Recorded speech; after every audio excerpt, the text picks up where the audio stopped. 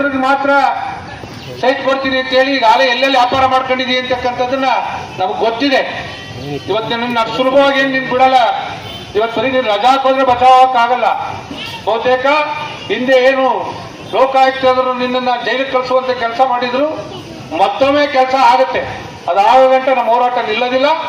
ಆ ಕಾರಣದಿಂದ ನಾನು ಹೇಳ್ತಕ್ಕಂಥದ್ದು ಇಷ್ಟೇ, ಗೌರವಿತ ಶಾಸಕರೇ, ನಿಮ್ಗೇನಾರ ಕಳಕಳಿ ಇದ್ರೆ ಬಡವರ ಬಗ್ಗೆ ದಯಮಾಡಿ ಹಿಂದೆ ನಾವೇನು 25 ಎಕರೆ ಜಾಗವನ್ನು ಐಡೆಂಟಿಫೈ ಮಾಡಿ ಅರ್ಜಿ ಹಾಕ್ತಂತ ಎಲ್ರಿಗೂ ಸೈಟ್ ಕೊಡುವಂತ ಒಂದು ವ್ಯವಸ್ಥೆ ಆಗ್ಬೇಕು ಅಂತೇಳಿ ಮಾಡಿದ್ವಿ. ಅದ್ರ ಜೊತೆಲೆ ಸೇರಿಸ್ಕೊಂಡು ಆರೋಳಿಯರಿಗೆ ಆರೋಳಿ ಭಾಗದಲ್ಲಿ ಕೊಡಿ, ಹಿರಿಯಳ್ಳಿ ಗೆಟ್ಟಲ್ಲಿ ವಾಸ ಮಾಡ್ತಿದ್ರು ಹಿರಿಮಳ್ಳಿಯವ್ರಿಗೆ ಕೊಡಿ, ಈ ಬಡಾವಣೆಯಲ್ಲಿ ಇರ್ತಕ್ಕಂಥ ಭಾಗದವರಿಗೆ ಅಲ್ಲೇ ಕೊಡಿ. ಆದ್ರೆ ನ್ಯಾಯಯುತವಾಗಿ ಯಾವುದೇ ಒಂದು ಬಡವರ ರಕ್ತ ಇರ್ತಕ್ಕಂಥ ಕೆಲಸ ಈ ವ್ಯವಸ್ಥೆಯಲ್ಲಿ ಆಗ್ಬೋದು. ನೀವು 150 ಸೈಟ್ ಮಾಡ್ಕೊಂಡು 1000 ಅರ್ಜಿ ಕರೆದಿ ಯಾವ ಮಾನದಂಡ ಇಟ್ಕೊಂಡು ನೀವು ಸೈಟ್ ಕೊಡ್ತೀರಿ ಅಂತಕ್ಕಂಥದ್ದು ಇದು ಸಾಬೀತಾಗ್ಬೇಕು. ಈ ಅಧಿಕಾರಿಗಳಿಗೆ ಚೀಫ್ ಆಫೀಸರ್ ದುಡ್ಡು ಮಾಡ್ಕೊಳಕ್ಕೆ ಹೇಳಿದ್ದೀರಾ? ಬಹುತೇಕ ಈಗ ಆಗಲೇ ಶುರು ಮಾಡಿದ್ದಾನೆ. ಇಲ್ಲಿ ತನಕ ನಮ್ಮ ಆಡಳಿತ ಮಂಡಳಿ ನಿರ್ಗಮಿಸಿದ ಮೇಲೆ ಈಗ ಹೇಳಿದ್ನಲ್ಲ, ಕೋಟಿಗಟ್ಟಲೆ ಇವನ ಯೋಗ್ಯತೆಗೆ ಸಾರ್ವಜನಿಕರು ಇವತ್ತು ಟ್ರೈನ್ ಕ್ಲೀನ್ ಮಾಡ್ಕೊತಾ ಇದ್ದಾರೆ ಬೆಳಗ್ಗೆದ್ದು. ಇವನು ಅದು ಕೆಲಸ ಇಲ್ಲ. ಬೆಳಗ್ಗೆ ಇದ್ದಂತೆ ಚೀಫ್ ಆಫೀಸರ್ ಬೆಳಗ್ಗೆ 7 ಗಂಟೆಗೆ ವಾರ್ಡ್ಗಳಿರ್ತಿದ್ರು.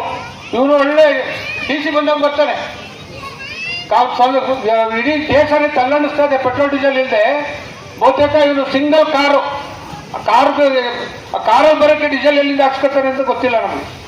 ಇವತ್ತು ಬಹುತೇಕ ನನಗೆ ಹೇಳುದು, ಸರ್ ಇಲ್ಲಿ ಮುನ್ಸಿಪಾಲಿಟಿ ವೆಹಿಕಲ್ಗಳು ನಾವು ಕ್ಲೀನ್ ಮಾಡೋ ವೆಹಿಕಲ್ಗಳು ಡೀಸೆಲ್ ತರಿಸ ಅದ್ರಲ್ಲಿ ಹಾಕೊಂಡು ಓಡಾಡ್ತಾವ ಸರ್ ಅಂತೇಳಿ ಅದು ಸಭಾನಾಡ್ ಹುಡುಗರು ಹೇಳ್ತಾ ಇದ್ರು. ಯಾವ್ಯಾವ ಸಿಬ್ಬಂದಿ ವರ್ಗ ಬಾಯ್ಬಿಟ್ಟು ಏನು ನ್ಯಾಯ ಮಾತಾಡೋಂಗಿಲ್ಲ.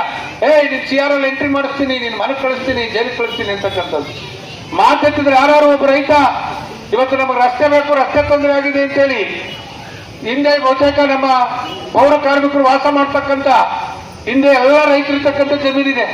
ಆ ಜಮೀನಿಗೆ ಹೋಗಕ್ಕೆ ನಾವು ಹಿಂದೆನೆ ರಸ್ತೆ ಗುರ್ತು ಮಾಡಿ ರಸ್ತೆ ಬಿಟ್ಟಿದ್ವಿ ನಮ್ಮ ದೇವಸ್ಥಾನದ ಮುಂಭಾಗ. ಆ ರಸ್ತೆ ನೋಡಿ ಸರ್ ಗುರ್ತು ಮಾಡ್ಬೇಕು ಅಂದ್ರೆ ನೀನು ಕಂಪ್ಲೇಂಟ್ ಕೊಡ್ತೀನಿ ಅಂತೇಳಿ ಎದುರಿಸಿ ಕಳಿಸ್ತಾರೆ. ಅಷ್ಟರ ಮಟ್ಟಿಗೆ ಉದ್ದಟತನ ಒಂದು. ದಯಮಾಡಿ ಇವತ್ತು ನಿಮ್ಮೆಲ್ಲರ ಮುಖಾಂತರ ನಾನು ಜಿಲ್ಲಾಧಿಕಾರಿಗಳಿಗಾಗಲೇ ಎಲ್ಲ ವಿಚಾರಗಳನ್ನ ಮಂದಟ್ಟು ಮಾಡಿದ್ದೀನಿ. ಬಹುತೇಕ ಎಲ್ಲ ವಿಚಾರಗಳು ಅವ್ರಿಗೂ ಅರಿವಾಗಿದೆ. ಅವರು ನಿಮ್ಮನ್ನ ಕಳಿಸ್ಕೊಡ್ತೀವಿ, ನಾನು ರಜಾ ಹಾಕಿ ಎನ್ಕ್ವೈರಿ ಮಾಡಿಸಿ ಕಾನೂನಿಗೆ ಕ್ರಮ ತಗೋತೀನಿ ಅಂತ ಹೇಳಿದ್ದಾರೆ. ದಯಮಾಡಿ ಅದಕ್ಕೆ ತಾವು ಒಪ್ಪಿಗೆ ಕೊಡೋದಾದ್ರೆ ನಾವು ಇಲ್ಲಿ ಸಭೆ ಬರ್ಕನ್ಸ್ ಮಾಡ್ತೀವಿ. ತಮ್ಮ ಅಭಿಪ್ರಾಯ ಏನಿದೆ? ನೀವು ಇಲ್ಲಿ ಆಫೀಸಿಗೆ ಬನ್ನಿ ಅಂತ ಹೇಳಿದ್ರು ಸಾಹೇಬರು. ಆಫೀಸ್ಗೆ ಹೋಗಿ ಚರ್ಚೆ ಮಾಡಿ ಪುಟ್ಟರಾಜನವ್ರು ಹೇಳ್ದಂಗೆ ಅವ್ರ ಮೇಲೆ ಕ್ರಮ ತಗೋತೀವಿ ಅಂತ ಹೇಳ್ತಾ ರಜಾ ಹಾಕಿಸ್ಬೇಕು ಅಂತ ಹೇಳಿದ್ದಾರೆ. ಅವ್ರಿಗೆ ರಜಾ ಹಾಕಿ ಬೇರೆಯವ್ರಿಗೆ ಚಾರ್ಜ್ ಕೊಡುವಂಥ ವ್ಯವಸ್ಥೆಯನ್ನು ಸಹ ಮಾಡ್ತೀವಿ.